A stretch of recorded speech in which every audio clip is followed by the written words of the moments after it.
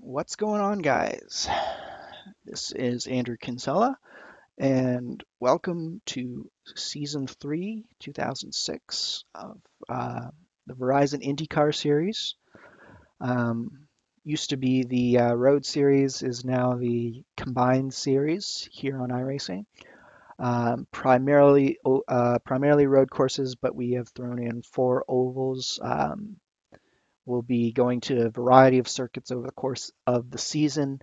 Very excited to have this mix. We have some real IndyCar circuits, some nice European circuits, some ovals, a little bit of a variety for everyone. So really excited.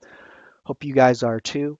If you're watching this, basically this video is to show you guys the basics of driving an IndyCar here at Spa, and indeed, even just picking your lines on any track doesn't necessarily have to be Spa, what you're looking for, as well as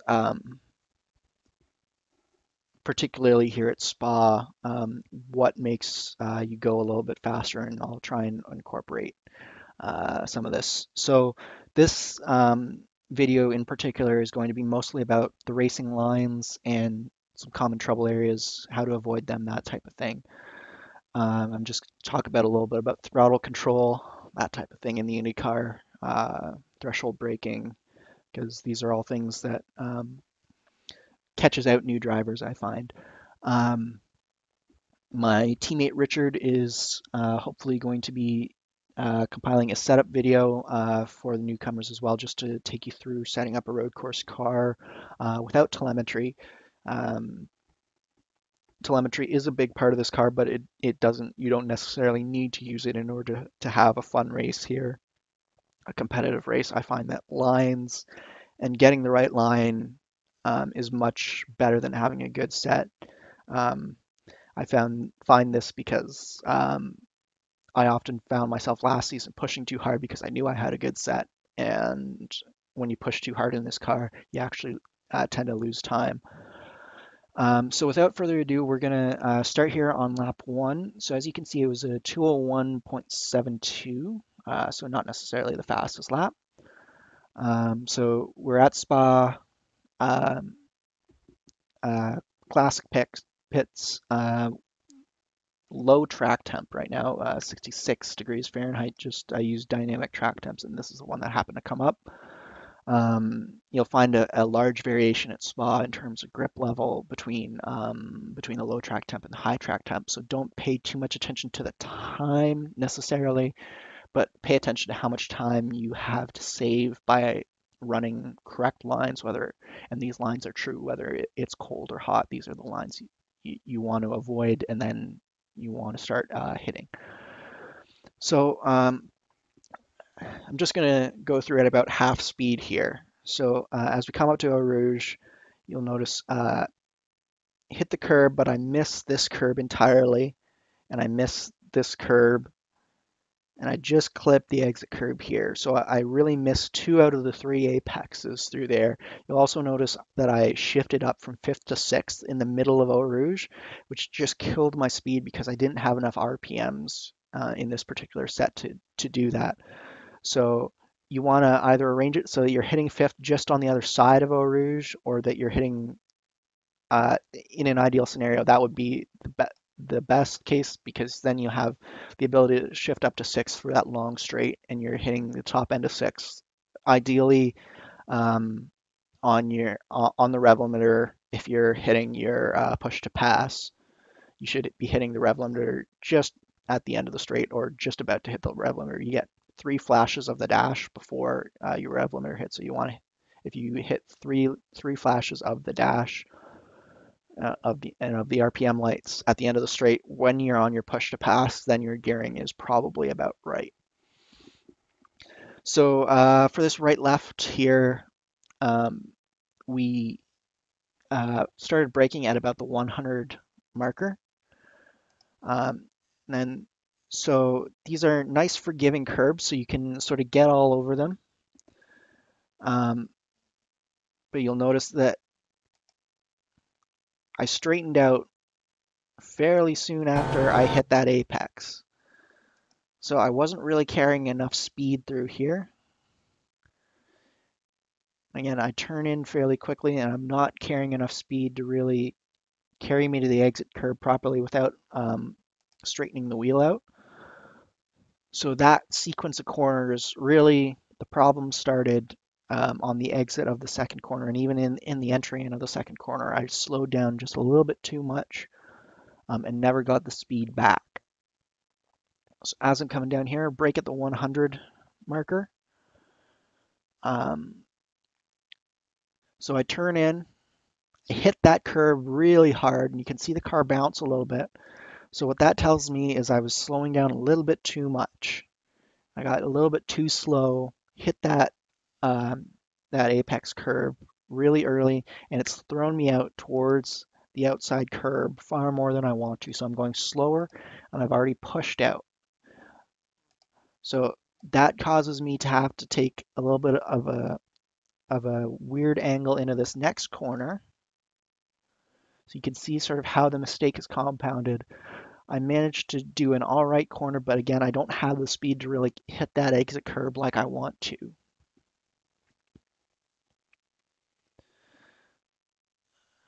So we're coming down here, just brush the brakes, really get the front end steady and set.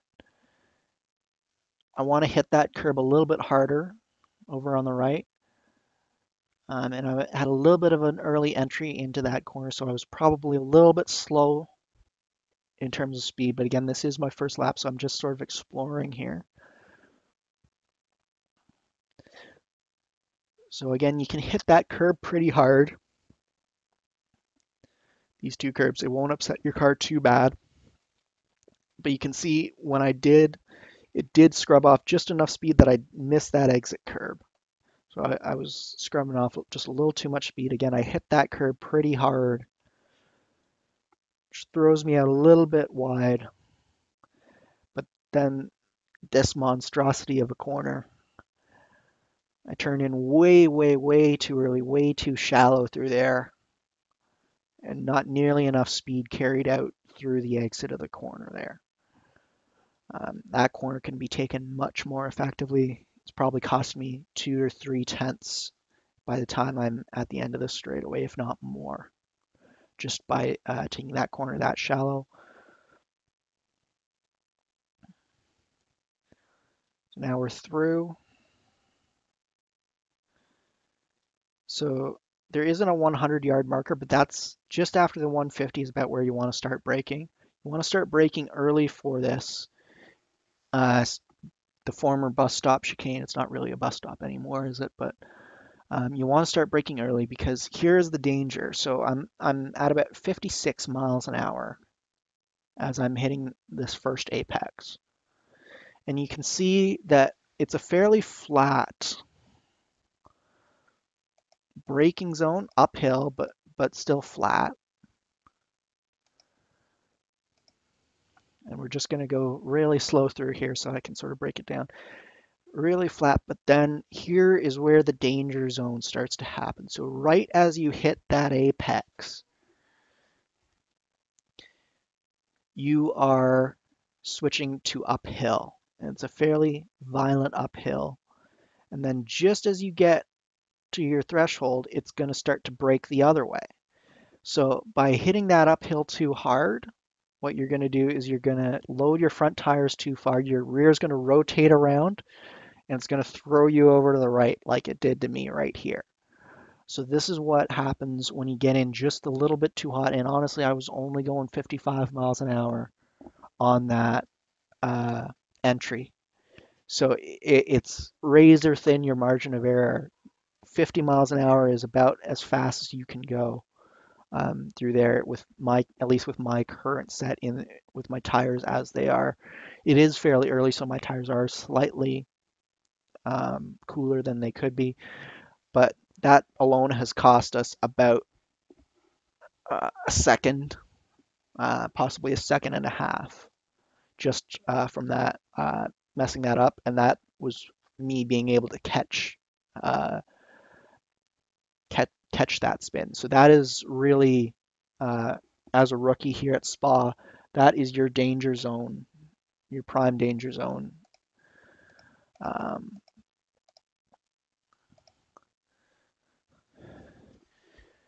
Now we go down the short Grand Prix pit straight, and again braking at about 100, the 100-meter marker.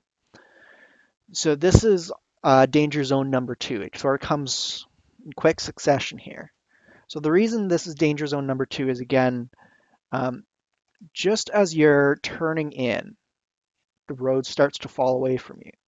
Then just after you hit the apex, it levels out just that little bit and it changes pitch. So again, it loads your front tires and it makes your car rotate more than you think it's going to.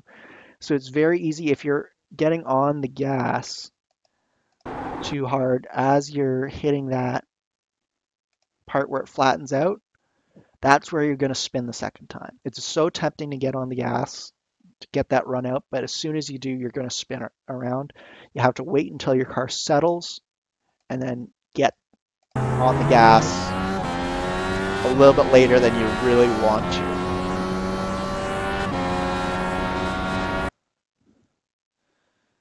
So we're just going to go through lap two here, which is 1:59.5. So you can see I'm already taking a better line. I also stayed in fifth gear for that entire sequence. So I hit two out of the three apexes there, and then still wasn't quite as wide as I'd like to be, but I'll take it for now, especially with the downforce being produced by these cool temperatures. Um, So this leads me back into the braking zone. So let's see if we can carry a little bit more speed through here. So again, right on that curb, right on the second curb. So we're carrying a little bit more speed, but now here's the problem. I've actually compromised too much the other way. So I've compromised this third corner by getting off that second corner a little bit too well. So you'll see what I mean. I take a little bit too late of an apex, which slows down my exit, and I'm actually going much slower than I'd like to be. As I hit the brakes, I'm at 140. I'd like to be about 145. So we're gonna not hit the apex curb here, but now we haven't hit the curb at all, so we've missed that apex just a little bit. Puts us a little bit wider than we'd like to be, but not so bad as we actually compromised the corner as badly as we did before. We managed to get pretty well on that apex. We could get a little bit more aggressive, but um, overall that sequence was better than what we had the last lap. So again, just brush the brakes in here. A little bit of a shallow turn in, but I'm all over that exit curb and it sets me up nicely for that later apex on the second curb, really back to the throttle nice and early. Um, so now again, not quite as aggressive as we were before on the curbs here. So the result is we actually get to carry a little bit more speed and we hit this exit curb a little bit better than we did on the last lap. Here we go. We have a little bit of uh, earlier turn in, or sorry, a later turn in. We're not quite as shallow, so you can see it's a much cleaner entry through and exit through there, and we're carrying more speed down the straightaway. Really, that corner is so key because it sets up this really the second long straight here at Spa. I know it doesn't seem like a straight, but you're flat out through this entire straightaway. In the hot weather, you might have to lift through here depending on your downforce level. You can see I took a shallow entry into that corner and I actually went out a little bit too far. Again, just going to slow down to about 1/8 through here so we can really analyze. We're at, again, at about 125 to 100 meters out, getting on the brakes nice and hard. So you can see this time we're about 5 miles an hour slower, and that's all it takes to really make a difference here. is 5 miles an hour. So we're hitting the apex at 50 miles an hour instead of 55. So this time, the rotation that happens when you hit that upslope, it still rotates, but it's manageable and it actually helps you rotate through the corner and gets you set up for the next corner. So then you're on the apex again. And that crest that you see falling back into the left-hander, it helps you rotate again. So now we're going towards this exit curb here. And we're rolling back onto the throttle, and we're not full throttle until we get that wheel nice and straight. Because in low speed handling with the DW12, what you're getting is a lot of wheel spin. I personally have set my gears so that we have very high final drive ratio. So first gear is a very long gear for me, so I don't get the wheel spin. It compromises my exits a little bit, but it prevents me from spinning out. If I had better pedals, I would probably be okay with a shorter final drive and a shorter first gear to really get out of those corners a little bit better. But as it is, I recommend as you're starting out, keep those final drive ratios fairly high. Keep your first gears nice and high so that you can manage the wheel spin and really learn how to roll onto the throttle because it is very much rolling onto the throttle with this car. You can't stab coming out of these slow corners especially. So again, 100 meters. So we're actually going to be all over this apex again.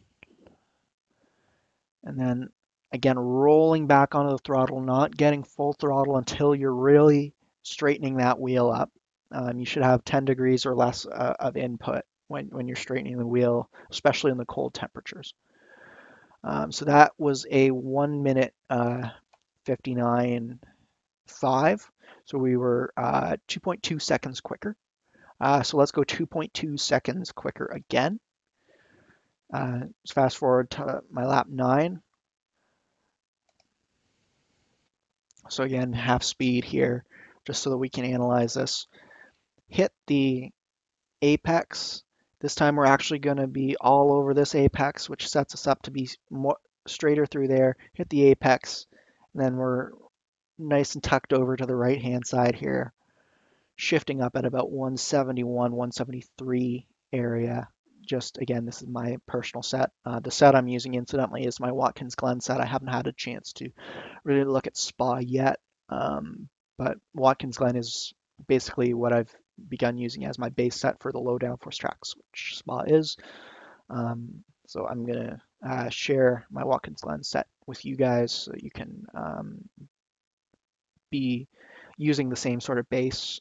It can be improved.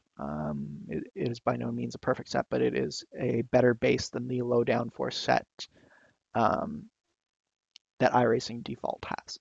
So again, we're braking at about 100 meters, just past the 100 meter board. This time, again, we're right on the apexes, but we're compromising the exit just a little bit more than the last time. So you see we're much wider than we were on lap 2. We're almost hitting this entry curb, not quite. What that does is, as you can see, it allows you to really arc it through there, get back to the throttle sooner.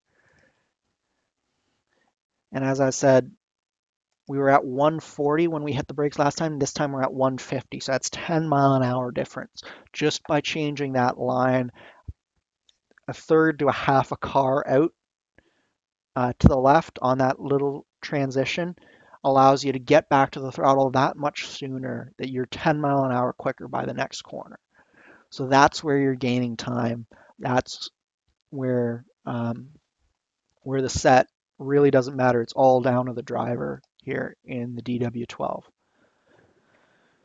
So this time you'll notice instead of being all over it too early or not hitting it at all, just clip it nicely, nice exit, transition, hit that entry curb, hit the apex, and then hit that exit curb as well.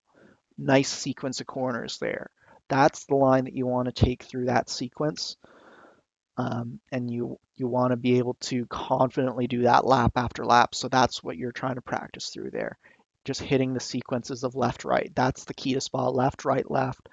Again, hitting that um, the middle curve. I, I could have carried actually a little bit more speed. I didn't get off. I didn't brake quite early enough into the first sequence, which threw me a little bit wider than I wanted to. Um, then again, right on that curb, not as aggressive as before, but still enough that we're hitting that exit curb really nice, setting us up for a nice straight run in. Just clip that entry curb right on that apex, right onto the exit. Nice, again, nice sequence, nice flow to it. So again, I was a little bit shallow for my liking. Um, not it wasn't too bad, but just a little shallow through there, getting through there. Would have liked to see a little bit more of an arc to it, a little bit later turn in. Um, brings us down the long straight. And again, this corner is very important. Um, if you turn in too shallow, it throws you to the outside, and you can lose time there, and you can also cause chaos for your braking. Because it's very important again. So we're going to actually go half speed through here. It's very important that you hit the apex. I actually went a little bit wide, so I'm just going to stop it here. Back up just a tad. So you can see I was carrying too much speed into this chicane. So I recognized it, and instead of dialing in uh, more steering to try and make that corner, you see what I did is I actually went a little bit wide because the transition isn't quite as harsh. So it what it does is it compromises your second corner, but at least it doesn't throw you out over to the right here. So you can see I'm turning much slower and much tighter than I should be coming through here. So this is far from the optimal line. I probably lost about 2, 3 tenths just by that sequence right there.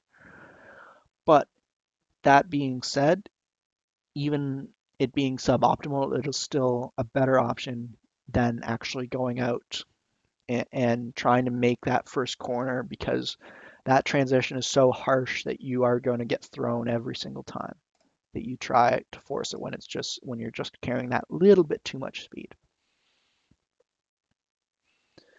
All right, so now down to our final corner here. Again, about the 100-meter board. Start braking. Nice threshold braking. Um, so I'm actually out a little bit from the apex. I probably could have hit that a little bit better. Again, about a half a tenth to a tenth is probably what I lost there. Um, so overall, a decent lap. There are some places that I can still improve. Um, I probably could extract probably another half second out of this particular set in these particular conditions, just from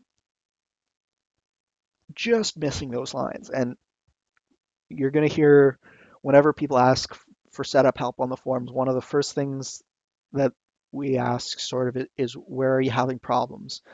And more often than not, what we find when people ask for setup help beyond what is posted in the forums, because UC does a great job um, posting sets every week, is that it really doesn't come down to the set. It comes down to the lines that you're taking, because um, the sets, while they're important and they will make you go faster, the lines are what will really make you improve. And you can see that I went 4.5 seconds quicker with the same set from the beginning of my run to the end of the run.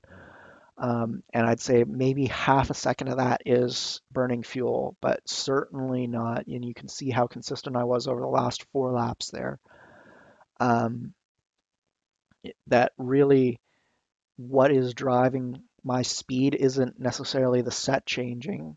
It's the actual lines that I'm using are getting better, more solid. So really, you should be doing 50, 100 laps of testing before you even set foot in a race, making sure that your lines are nice and neat and tidy, just like I showed you there. There are probably some better lines that I'm sure some of the guys will point out that I'm making mistakes, but these lines that I'm showing you, they will definitely get you within the realm of where you should be and getting you having a nice, enjoyable race. And the trouble zones, if you can avoid those trouble zones here at Spa, you should have a lot of fun because it's a great, fun track. It's a fast track. Um, and we're really excited to kick off the 2013 season 3 here at Spa. Um, so that brings us to the end of the video. I hope you guys enjoyed it. If you have any comments, criticisms, feel free to comment below. If you want me to focus in on some topics for some later stuff, um, let me know any suggestions you guys have. This is my first attempt at one of these types of videos, so basically I'm all ears. All right, hope you guys enjoyed it. All right, bye.